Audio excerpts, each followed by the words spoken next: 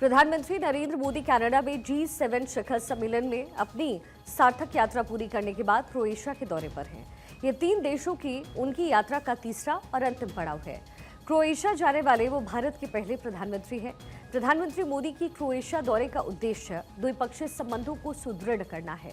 भारत और क्रोएशिया के बीच व्यापार, प्रौद्योगिकी, संस्कृति और अंतर्राष्ट्रीय सहयोग के क्षेत्रों में संबंधों को मजबूत करना है। इसके अलावा यूरोपीय संघ के साथ सहयोग बढ़ाना, क्योंकि क्रोएशिया यूरोपीय संघ का सदस्य है और इस यात्रा से भारत और यूरोपीय संघ के बीच सहयोग को बढ़ावा मिलेगा।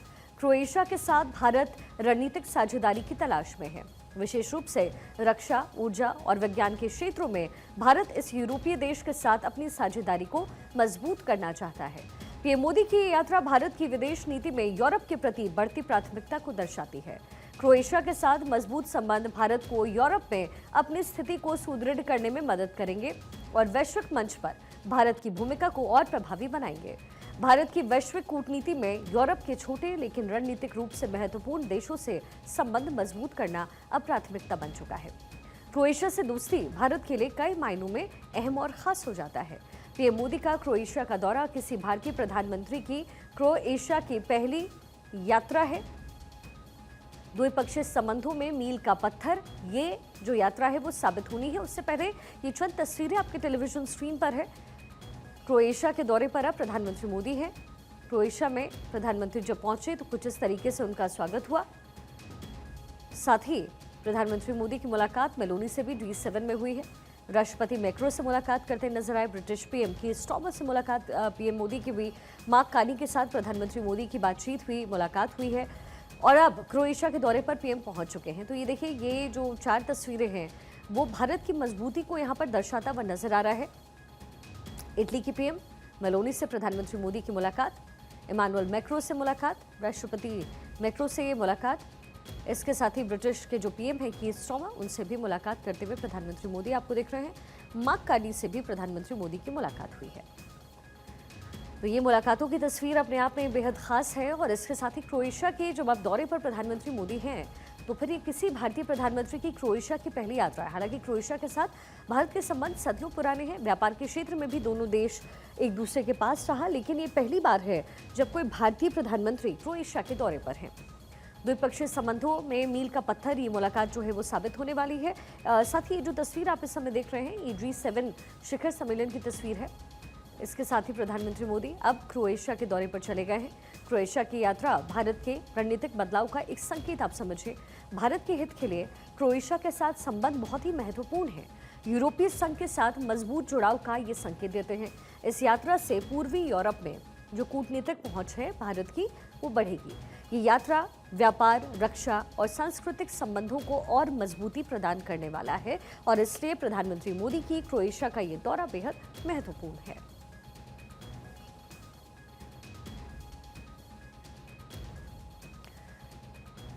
रविंदर सचदेव विदेश मामलों की जानकार इस समय हमारे साथ कनेक्टेड हैं और अक्षय राय भी ग्राउंड जीरो से हमारे साथ कनेक्टेड है। दिल्ली में उनकी मौजूदगी है। सबसे पहले सर बहुत स्वागत आपका भारत 24 पर। रविंदर सर, सबसे बड़ी बात यह है कि क्रोएशिया के साथ जिस तरीके के हमारे संबंध अब तक रहे हैं उसके बाद ये पहली बार है जब हमारे देश के कोई प्रधानमंत्री वहाँ के दौरे पर जाते हैं। रणनीतिक लिहाज से रविंदर सर ये कैसे बहुत इंपॉर्टेंट है? Thank you very much, pleasure आपके साथ। रणनीतिक हिसाब से मल्टीपल एंगल से एक तो हमारा यूरोपियन यूनियन के साथ ये रिश्ते बढ़ा रहा है। सेकंड, हमारा यूरोपियन यूनियन के साथ फ्री ट्रेड एग्रीमेंट भी होने का है तो वो भी है। बट उन सब से ज्यादा एक और एंगल है। देखिए, यूरोपियन यूनियन जो है ये बटा नहीं पर 2 भाग आप देख सकते हैं, कह सकते हैं। एक तो जो पुरानी कंट्रीज थी जो पहले से यूरोपियन यूनियन और नेटो की मेंबर्स थी, लाइक फ्रांस, जर्मनी, इटली इत्यादि।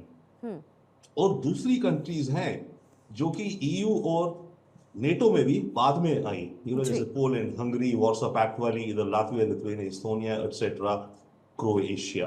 तो ये जो ईस्टर्न और सदर्न यूरोप की नई कंट्रीज हैं छोटी छोटी, इनका अब यूरोपियन यूनियन के अंदर एक्चुअली वजन बढ़ रहा है।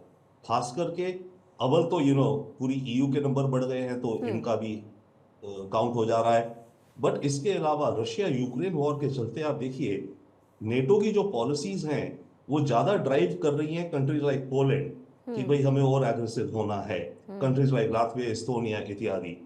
तो ये जो मैं दो कैंप नहीं कहूंगा, बल्कि एक और कैंप है यूरोप में जो कि एंटी वॉर है एक्सेट्रा, बट मोटा मोटा पुराना नेटो और नया नेटो, ये जो नए नेटो की छोटी छोटी कंट्रीज है इनके साथ रिश्ते बढ़ाना स्ट्रेटेजिक रूप से जो आप कह रही है, आई थिंक भारत के लिए अहम और इम्पोर्टेंट बन जाता है। ठीक है सर, मैं वापसी करूंगी आपके पास। उससे पहले अक्षय भी हमारे साथ कनेक्टेड है। अक्षय, जाहिर तौर पर इस समय भारत में भी इस पूरे दौरे को लेकर की जो गतिविधियां हैं सरकार की तरफ से वो तेज है। क्रोएशिया के साथ जिस तरीके के हमारे संबंध रहे हैं और क्यों ये खास है, रॉबिंदर सर ने अभी अभी इस बारे में इंफॉर्मेशन भी दी, लेकिन जो तैयारी भारत में की गई है, जाहिर है रणनीतिक रूप से ये दौरा बहुत ही स्पेशल है। ना केवल रक्षा में के फील्ड में मजबूती भारत को मिलेगी, क्योंकि हम लगातार मेक इन इंडिया के कॉन्सेप्ट को दोहरा रहे हैं, इस कॉन्सेप्ट पर काम कर रहे हैं। कहीं ना कहीं क्रोएशिया से भी इस पूरे मामले को लेकर के भारत को मदद मिलेगी। और शिखा, सबसे बड़ी बात यह है कि आपने ये प्रधानमंत्री का दौरा देखा है, जिसमें कि साइप्रस एक छोटा देश, क्रोएशिया भी एक छोटा देश, लगभग 38 से 40 लाख की जनसंख्या, लेकिन सामरिक दृष्टिकोण से देखें तो एक तो समुद्र के किनारे ये देश है। यूगोस्लाविया से लगभग 1991 में अलग हुआ, युद्ध वहाँ पर छिड़ा और उसके बाद यूरोपियन यूनियन ने इसको मान्यता दी अलग देश के रूप में भी। कह सकते हैं कि यूनाइटेड नेशंस में भी जिस तरह से इसकी भूमिका रही है, भारत का पक्षधर रहा है, इसके बावजूद भी कि अभी तक भारत का कोई प्रधानमंत्री क्रोएशिया नहीं पहुंचा था। प्रधानमंत्री नरेंद्र मोदी पहुंच रहे हैं। ये माना जा रहा है कि 17,000 से ज़्यादा भारतीय अप्रवासी भारतीय क्रोएशिया में रहते हैं और वो जो भारतीय डायस्पोरा है क्रोएशिया के डेवलपमेंट में बहुत बड़ा योगदान दे रहा है। आने वाले समय में ये माना जा रहा है कि प्रधानमंत्री नरेंद्र मोदी के दौरे के बाद क्रोएशिया से जो व्यापारिक चीज़ें हैं वो आगे बढ़ेंगी, साथ ही साथ डिफेंस में भी मदद मिल सकती है, खास करके समुद्री रक्षा को लेकर के, क्योंकि समुद्र के किनारे है। दूसरी बात ये है कि जिस तरह से पर्यटन तेज़ी से वहाँ पर डेवलप हो रहा है, फार्मा इंडस्ट्रीज जिस तरह से डेवलप हो रही हैं, अभी तक जो खबरें हैं लगभग 1600 करोड़ रुपए का व्यापार भारत और क्रोएशिया के बीच में है, लेकिन आने वाले समय में आप देखिएगा कि इसकी रफ्तार और तेज़ गति से बढ़ेगी। ये माना जा रहा है कि जो आंद्रेज प्लेंकोविच हैं, जो वहाँ के प्रधानमंत्री हैं, उनसे बैठक होनी है। वहाँ के राष्ट्रपति जोरोन के साथ प्रधानमंत्री नरेंद्र मोदी बैठक करने जा रहे हैं। ये माना जा रहा है कि हालांकि ये दौरा बहुत संक्षिप्त है, लगभग एक दिन का दौरा है, देर शाम पहुंचेंगे प्रधानमंत्री नरेंद्र मोदी क्रोएशिया, लेकिन गर्मजोशी वहां पर ज़रूर देखने को मिल रही है। क्रोएशिया भारतीय प्रधानमंत्री का इंतजार कर रहा है कि वहां पर पहुंचे और किस तरह से बातचीत आगे बढ़ती है। तो माना जा रहा है कि एक तो प्रौद्योगिकियों को लेकर के बेहतर बात बन सकती है, इसके अलावा फार्मा इंडस्ट्रीज को आगे बढ़ाने पर बात हो सकती है। आयात और निर्यात जो रहे हैं वो लगभग बराबर पर हैं, उसको बढ़ाने पर बातचीत आगे बढ़ सकती है। साथ ही साथ ऑपरेशन सिंदूर के बाद, क्योंकि प्रधानमंत्री नरेंद्र मोदी पहुंच रहे हैं, तो वहां पर एक समर्थन हासिल करने की भी कोशिश है। भारतीय प्रधानमंत्री अब चाहते हैं कि बड़े देशों के साथ तो संबंध निश्चित रूप से ग्लोबल साउथ में रहें, लेकिन छोटे देश भी इसमें महत्वपूर्ण भूमिका निभाएं। ये भारत का डिप्लोमेटिक रिलेशंस और बेहतर करने का एक तरफ से जाहिर तौर पे, और ये काम और जो प्रक्रिया है वो भारत की तरफ से तेजी से चल रही है। अक्षय बने रहेगा। रविंद्र सर, अगर सारे रणनीतिक और सामरिक रूप से देखें तो इससे पहले जो दो और कंट्रीज के दौरे पर रहे, और सबसे बड़ी बात यह है कि कनाडा में मौजूदगी होना, वो कनाडा जो भारत के खिलाफ इस तरीके से रहा, फिर सरकार बदली है, तो कनाडा के साथ जो रिश्ते हैं उसमें कितनी मजबूती आएगी। और सर अगर संदेश के लिहाज से देखें, क्योंकि डोनाल्ड ट्रंप भी G7 का हिस्सा है, अमेरिका हिस्सा है, लेकिन प्रधानमंत्री मोदी से उनकी मुलाकात वहां हो नहीं पाई, वहीं दूसरी तरफ डोनाल्ड ट्रंप मुनीस से मुलाकात कर रहे हैं, इसके क्या मायने हैं?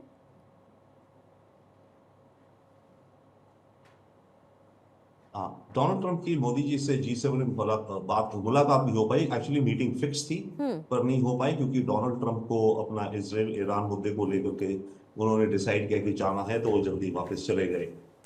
तो वो तो वहां बात रही। जहां तक रही बात असीम मुनीर की, एक्चुअली इसमें मुझे जो दिखता है, पाकिस्तान अपना ज्योग्राफी कार्ड खेल रहा है। मुनीर का आज लंच है ट्रंप के साथ। अब बात यह कि ट्रंप क्यों लंच होस्ट कर रहे हैं, मीटिंग कर रहे हैं मुनीर के साथ, पाकिस्तान क्या ऑफर करेगा अमेरिका को, राइट? मांगता तो रहता है काफी कुछ, राइट, पर ऑफर क्या करेगा? मेरा आकलन ये है कि पाकिस्तान ऑफर कर रहा है अमेरिका को कि मैं आपके लिए अपना ईरान वाला बॉर्डर खोल दूंगा। देखिए जो इसने अफगानिस्तान में खेल किया कि अमेरिका आप अपने सोल्जर्स भेजो, अपने मटेरियल ट्रक्स भेजो अफगानिस्तान में, नेटो जो भी पाकिस्तान से मैं ले जाने दूं, ले जाओ। अब ईरान का जो सिचुएशन चल रहा है, इसमें पाकिस्तान का बॉर्डर ईरान से करीब 1000 किलोमीटर का है, जो कि सारा का सारा बलूचिस्तान प्रोविंस में है। तो मुनीर ये ऑफर कर सकते हैं, जो मुझे दिख रहा है, अमेरिका आपको और इजराइल को अपने कुछ स्पेशल एजेंट मोसाड भेजने हो, यहाँ से हम उन्हें ईरान में जाने देंगे। आपको कुछ रॉकेट लॉन्चर्स, ग्रेनेड्स वगैरह भेजने हो, क्योंकि ईरान के अंदर जो साउथ बलूचिस्तान जो ईरान का है, वहां भी ईरान की सरकार के खिलाफ इंसर्जेंसी चल रही है। अब इनका मुद्दा है कि तख्ता पलट कराना ईरान की रजीम है, जो भी है, ईरान में मुश्किलें पैदा करना। तो वैसे में अगर ये फ्रंट खोल देता है और अमेरिका ले लेता है, चाहे ये बात पब्लिक नहीं भी करेंगे ये लोग, राइट, प्राइवेट डील पीछे हो गई चुपचाप।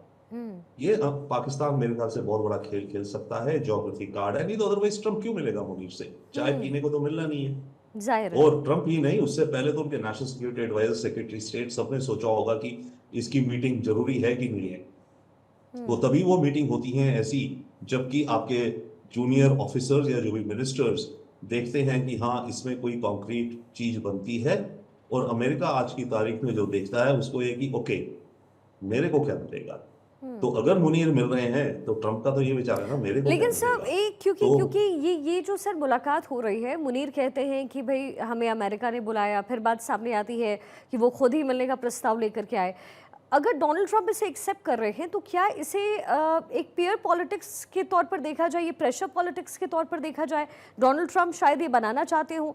कभी वो कहते हैं कि इजराइल और ईरान के बीच युद्ध में उन्हें सारी इन्फॉर्मेशन है, इजराइल उन्हें सब बता रहा है, फिर वो कह देते हैं कि हमारी तो कोई भूमिका ही नहीं है, हम मध्यस्थता में भी आगे नहीं रहेंगे। तो ये तमाम बातें आखिर क्या दर्शाती है, इसके क्या मायने हैं सर? देखिए, ट्रम्प जो भी कह रहे हैं कि हम इसराइल को के साथ नहीं, हमें पता नहीं था इसराइल क्या कर रहा है, ये वो, आप उसको तो क्लियरली दरकिनार कर सकते हैं। अमेरिका को सब पता है 100%, 101% इसराइल क्या कर रहा है, दैट इज वन। सेकेंड की ये मुनीर की जो खबरें थी, अभी इसमें क्लैरिटी नहीं कैसे, बट जैसे तैसे यस, ये अमेरिका है। इनको अमेरिका की एक्चुअली आर्मी का 250वां साल था, ओके, उसलिए इनको इनवाइट आया। पर बात है कि इनवाइट भी क्यों आया, इस चीज के लिए भी। एनीवे, उसके बाद ये अमेरिका में थे अभी पिछले 2 दिन से, अब आज ट्रम्प से मिल रहे हैं। अगर ट्रम्प से मिल रहे हैं तो क्यों मिल रहे हैं, पॉइंट इज ये ना। और ट्रम्प क्यों इनको अपना वक्त दे रहा है? मुझे जो दिखता है, इन्होंने ऑफर करा, या अमेरिका मांगेगा इनसे, या मांग रहा है कि तुम हमें बलूचिस्तान प्रोविंस से ईरान के अंदर जाने का एक्सेस दोगे। और ये बहुत सूट करता है पाकिस्तान को। एक तो ये अमेरिका के क्लोज आ जाता है और पब्लिकली डिस्प्ले बताएंगे भी नहीं किसी को। एंड सेकेंडली, ये पाकिस्तान के अंदर बलूचिस्तान में जो इंसर्जेंसी चल रही है, उसको दबाने में भी मदद हो जाएगी पाकिस्तान को। क्योंकि जब ये रास्ता अमेरिका और मोसाद के एजेंट्स के लिए खुला है कि यहाँ से पाकिस्तान में इधर आकर के बलूचिस्तान से व्हाटएवर बॉर्डर पे आके वहां से ईरान के अंदर घुस रहे हैं American agents and special forces, okay, और यहाँ से रॉकेट लॉन्चर्स, ग्रेनेड वगैरह भेजे जा रहे हैं ईरान के अंदर, जो कि ईरान के अंदर जो इंसर्जेंसी है वो बढ़े, या उसके अंदर जो रेजीम को गिराने के हैं लोग वहां पे, वो यूज करें। तो ये मुझे गेम प्लान दिखता है होते हुए। अदरवाइज पाकिस्तान क्या ऑफर करेगा? मुझे ये डील दिखती है जो पाकिस्तान ऑफर कर रहा है अमेरिका को।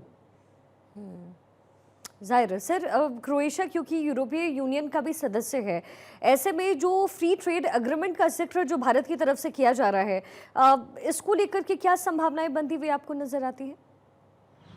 No, definitely, yes, you are very right. ये जो फ्री ट्रेड एग्रीमेंट की बात हो रही है यूरोपियन यूनियन के साथ भारत की आने वाले समय में, उसमें क्रोएशिया मेंबर है ईयू का, और जो भी फ्री ट्रेड एग्रीमेंट होती है वो यूरोपियन यूनियन के मेंबर्स की सर्वसम्मति से होगी, राइट, उनके भी अपना। तो आई थिंक ये उस दिशा में डेफिनेटली हेल्प करेगा। जाहिर है, लेकिन सर पाकिस्तान को एक तरीके से संदेश देने की कोशिश भी है, क्योंकि भारत की तरफ से जो बातें हैं वो क्लियर की गई है। सर मैं आपके पास वापस आती हूँ, इसी बीच एक बड़ी खबर मिल रही है। प्रधानमंत्री मोदी क्रोएशिया के जाग्रेब इस समय पहुंचे हुए हैं, ये बड़ी जानकारी।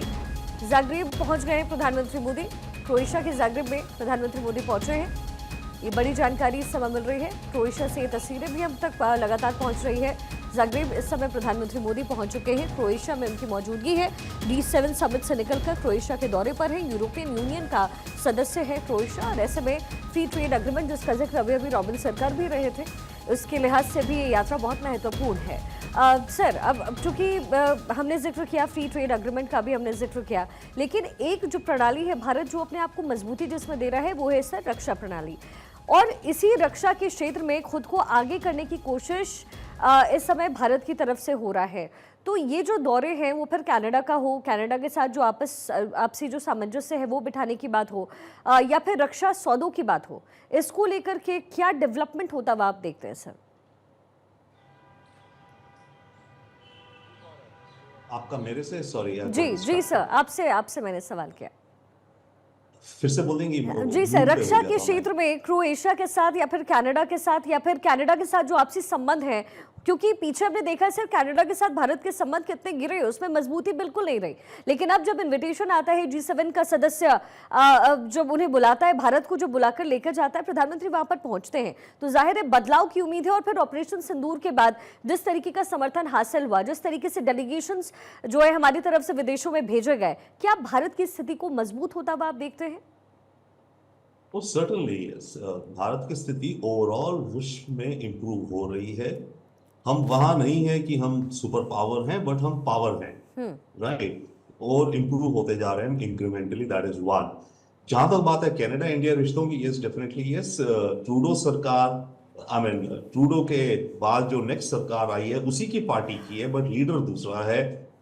इसमें क्लियर कट उन्होंने इंडिकेट करा कि वो भारत से रिश्तों में सुधार चाहते हैं।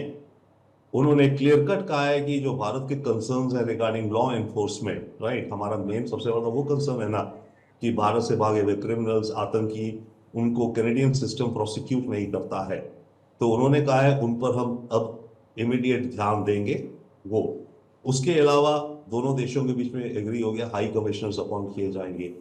तो भारत और कनाडा के रिश्ते अब यू टर्न ले रहे हैं, वापसी में, अच्छे होने में, परंतु इतने अच्छे अभी नहीं होंगे और पूरा 180 डिग्री टर्न हम एक्सपेक्ट भी नहीं करते, क्योंकि कैनेडियन पॉलिटिक्स में खालिस्तान का मुद्दा और खालिस्तान के लिए सिंपैथी वहां पे सिस्टमिक हो गई है दोनों पॉलिटिकल पार्टीज में। जो लिबरल पार्टी है, जो ट्रूडो की पार्टी थी और वही फिर जीती है कार्नी, उस पार्टी में खालिस्तान सपोर्टर्स, वेल विशर्स हैं, सिंपथाइजर्स हैं, और जो कंजर्वेटिव्स हैं अपोनेंट, उनमें भी है। तो हमें ये एक्सपेक्ट करना कि कैनेडियन पॉलिटिक्स की जो खबरें आएंगी उसमें 180% बदलाव आएगा, वो नहीं होगा। कोई ना कोई मेंबर पार्लियामेंट कुछ ना कुछ कहता रहेगा, पर उसे इग्नोर करेंगे। मेन बात है कि कनाडा की जो ऑफिशियल जो सरकार है वो भारत के साथ अपने अच्छे रिश्ते चाहती है जी। और उन्हें ठीक से आगे ले जाना चाहती है। सर, बाल्कन के क्षेत्र में जिस तरीके से चीन अपना दबदबा इस समय बना रहा है, क्या इस दौरे से उस पर कुछ प्रभाव पड़ेगा? क्या एक जो रोकथाम की स्थिति है वो पैदा हो सकती है? क्या भारत इस नजरिए से भी देख रहा है? Great point. नो, डेफिनेटली इस बाल्कन्स में जो चाइना अपना रीच बना रहा है, वो तो अपना belt, BRI belt road infrastructure project सारे बाल्कन से ले जाकर के यूरोप में ले जा रहा है। इसमें भारत में देखिए, हमारा जो एक है India Middle East corridor, Europe, तो India Middle East corridor India से जाता है दुबई या अरब एमिरेट्स जाएगा, वहां से बाय लैंड, रेल पूरा क्रॉस करते हुए, सऊदी से करते हुए इजराइल हाइफा पोर्ट, फिर हाइफा पोर्ट से हम अभी जो साइप्रस भी PM गए थे, तो ग्रीस और साइप्रस को मानो यूरोप में एंट्री हम दे रहे हैं। अब वहां पे ग्रीस से आगे जो मेनलैंड यूरोप में जाना है, उसमें क्रोएशिया भी रास्ते में एक पड़ाव पड़ता है। तो हम अपना लिंकेज भी बढ़ा रहे हैं बाल्कन्स में। अब हम उस हिसाब से तो नहीं जिस हिसाब से चाइना पैसे लगाता है, बड़े बड़े इन्वेस्टमेंट प्रोजेक्ट्स करता है डेट और लोन्स के हिसाब से, बट हम वहां पे अपनी कनेक्टिविटी बढ़ा रहे हैं बाल्कन्स में, और उस कनेक्टिविटी के द्वारा हम business and exchanges including culture और जिस भी तरह के एक्सचेंजेस हो, टूरिज्म, वो सब हम बढ़ाएंगे। एंड कुछ लॉजिस्टिक्स के भी, क्योंकि ये इंडिया मिडिल ईस्ट कॉरिडोर जो है यूरोप में जाके जब ग्रीस से आगे जाएगा लैंड से, अब आगे ग्रीस तो समुद्र था, ग्रीस के समुद्री तट पे पहुंच के अब आपको अगर यूरोप में हमें ऊपर जाना है, कहीं भी जाना है, स्कैंडिनेविया जाना है, ऑस्ट्रिया जाना है, वो तो रोड या रेल लिंक होगा ना। तो वो रोड रेल लिंक हम किस कंट्री के द्वारा कनेक्शन हम अपना बनाएंगे। सड़कें तो सारी है, पर डिपेंड करता है ना कि हम क्या कहते हैं कि ये नेटवर्क यहाँ से यहाँ जाना चाहिए, तो वहां हम बाल्कन्स में एंट्री अपनी बना रहे हैं। सर, क्या कुछ खास योजना भी है दोनों देशों के बीच व्यापार को लेकर के? और चूंकि G7 के प्लेटफॉर्म पर जब मोदी पहुंचे हैं तो जाहिर है ऑपरेशन सिंदूर का जिक्र हुआ होगा, जिसके लिए डेलीगेशंस भारत से निकाली गई हैं। लेकिन सर, एक तरीके से पाकिस्तान की तरफ से जो नैरेटिव सेट किया गया, विदेशों में भी पहुंच करके जो नैरेटिव बनाने की कोशिश पाकिस्तान की तरफ से हुई है, क्या प्रधानमंत्री मोदी के इस दौरे से वो नैरेटिव खत्म किया गया है? मेरे विचार से डेफिनेटली खत्म किया गया है। ये नहीं तो मतलब काफी हद तक उस नैरेटिव को क्लैरिफाई हो गया है, क्योंकि प्राइम मिनिस्टर तो प्राइम मिनिस्टर होते हैं और वो जब बाकी लीडर्स के साथ बात करते हैं तो उनकी बात का वजन और इम्पैक्ट बहुत ज्यादा होता है। तो इसमें कोई डाउट नहीं, ऑपरेशन सिंदूर को लेकर के प्राइम मिनिस्टर आई थिंक सभी लीडर से बात करी है कि ऑफ कोर्स आतंक को लेकर के और हमारा जो रवैया है और हमारा पैराडाइम बदल गया है। हमारा पैराडाइम अभी है tit for tat and plus. तो अगर पाकिस्तान कुछ करेगा तो हम उसका जवाब देंगे, जवाब के साथ हम और ज्यादा भारी जवाब देंगे। तो ये डॉक्ट्रिन प्राइम मिनिस्टर ने मेरे ख्याल से डेफिनेटली रिपीट करके क्लैरिफाई कर दिया, वो लीडर्स को क्लैरिफाई क्या करवाओ, बातचीत में कन्वे कर दिया हो। Right. क्लैरिफाई करने की जरूरत नहीं है, Right. हमें तो कन्वे करना है कि हमारी क्या स्टांस है। तो अपनी पॉलिसी भारत की प्राइम मिनिस्टर ने बहुत क्लियरली कन्वे कर दी आई थिंक सब लीडर्स के साथ। सो दैट वुड बी तो पाकिस्तान का जो नैरेटिव है चलता है, जहां चले देखा जाए ये हो। बट देखिए, सरकारें जो हैं देशों की वो रियलिटी बहुत बेहतर समझती है as compare to mass opinions जी। तो G7 के जो लीडर्स हैं, जो गवर्नमेंट्स हैं, उनको क्लियर कट अंदाजा है कि पाकिस्तान का जो नैरेटिव है किस तरह से खोखला नैरेटिव है। ठीक है सर। अक्षय भी जो कि हमारे साथ बने हुए हैं। अक्षय, प्रधानमंत्री मोदी का ये जो दौरा है उसको लेकर के क्या और इन्फॉर्मेशन है, और क्या विदेश मंत्रालय की तरफ से कोई इन्फॉर्मेशन साझा की गई है?